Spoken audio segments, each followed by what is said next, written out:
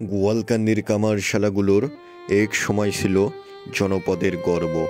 এদের তৈরি কাঁচি, দা, ছুরি সবই ছিল টেকসই ও ধারালো, যেন লোহার মাঝে পান বসানো হতো এই কাঁচিগুলোর। এই কাঁচিগুলো শুধু স্থানীয় বাজারেই নয়, আশেপাশের হাট বাজারেও বিখ্যাত ছিল। একবার এক পল্লী মেলায় একজন বড়লোক ব্যবসায়ী এলেন। তিনি অনেক দামি বিদেশি কাঁচি বিক্রি করছিলেন। সবাই ভিড় করছিল তার দোকানে। তখন গোয়ালকান্দির কামার কালী মিয়া নিজের হাতে গড়া কাঁচি নিয়ে এলেন মেলার ঠিক মাঝখানে। বললেন, দেখি কার কাছে টিকে বেশি। তিনি এক টুকরো পুরানো কাপড় এনে শুরু করলেন পরীক্ষা।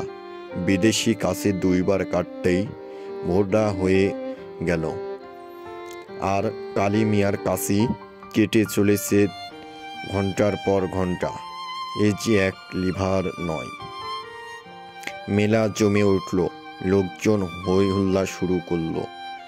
সবাই কালী মিয়ার কাঁচি কিনতে ছুটল। সেই থেকেই আবার নতুন করে নাম ছড়িয়ে পড়ে কামারশালার কাঁচি। এখনও গ্রামের শেষ মাথায় বসে কামাররা জ্বলন্ত ভাটার আগুনে ঘাম ঝরিয়ে গড়ায় কাঁচি। কাঁচি গড়ানো তাদের কাছে শুধু কাজ নয়, তা এক ধরনের শিল্প, এক ধরনের ইতিহাসের ধারক।